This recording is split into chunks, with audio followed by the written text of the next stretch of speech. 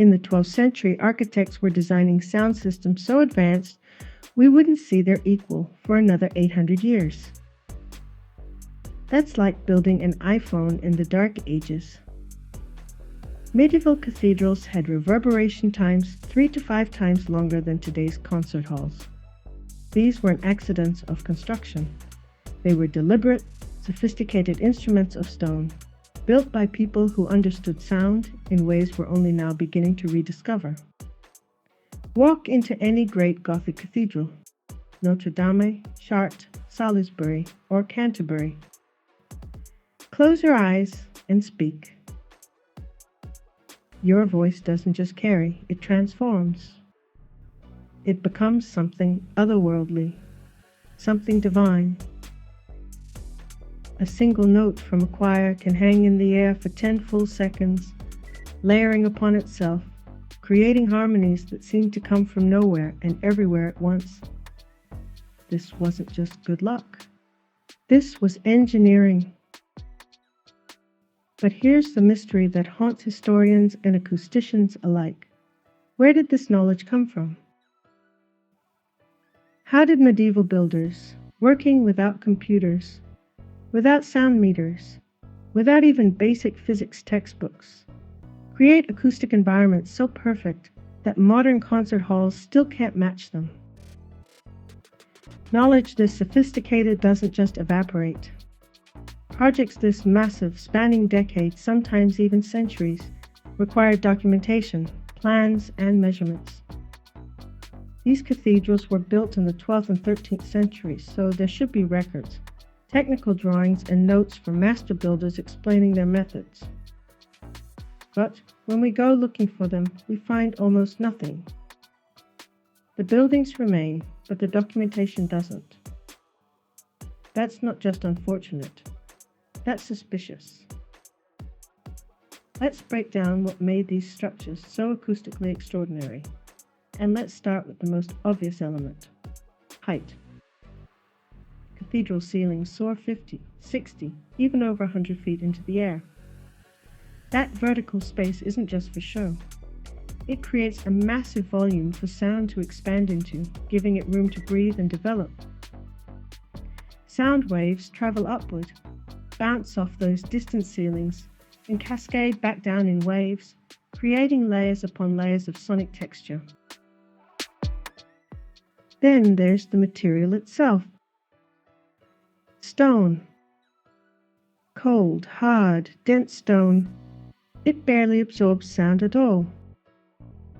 Where modern concert halls carefully balance absorption and reflection with soft materials and acoustic panels, medieval cathedrals went all in on reflection.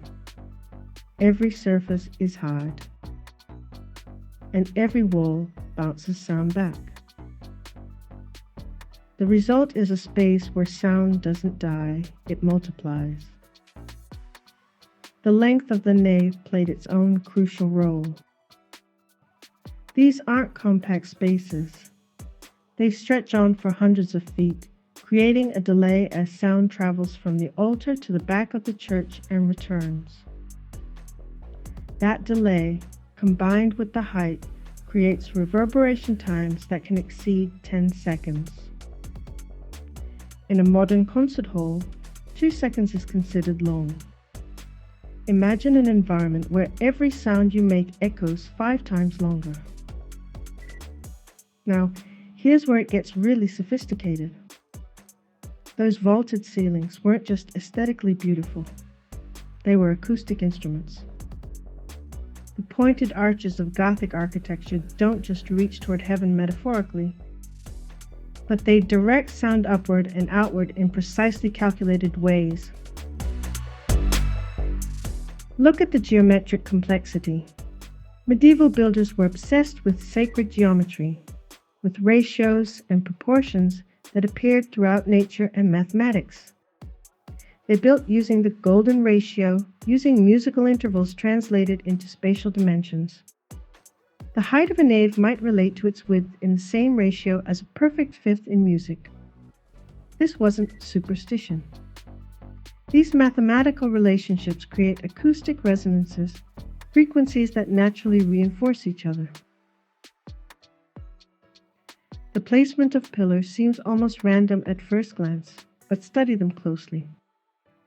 They're positioned to break up parallel surfaces, to prevent flutter echoes, to scatter sound waves in beneficial ways.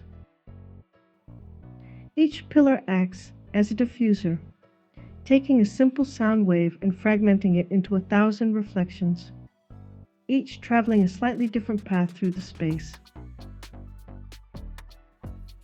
Even the stained glass played a role. Glass is rigid, but it's also thin and mounted in lead frames. It vibrates subtly when sound hits it, absorbing just enough of certain frequencies to prevent harshness while still maintaining that glorious, endless reverb. Different thicknesses of glass in different windows created a natural equalization system, taming problematic frequencies without deadening the overall acoustic. The type of stone mattered too. Limestone, sandstone, and granite. Each has its own acoustic signature, and builders knew this.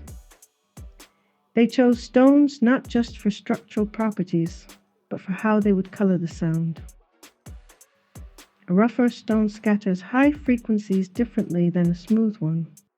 The joints between stones, filled with mortar, create micro variations in the reflecting surface that add warmth and complexity to the reverberant field. And here's something remarkable. They tuned these spaces. Archaeological evidence suggests that builders would make adjustments during construction based on acoustic testing. They were literally building musical instruments on the scale of football fields. Think about what this means. They grasped sound diffusion before we had the physics to explain it. They manipulated acoustic resonance using nothing but stone, geometry, and an almost supernatural sensitivity to sound. Were there failures? Certainly. Were there lucky accidents? Probably. But the consistency of acoustic excellence across hundreds of cathedrals built over centuries suggests something far more systematic than chance. Today's acousticians walk into these medieval spaces with their measurement equipment and their computer models, and they're still learning.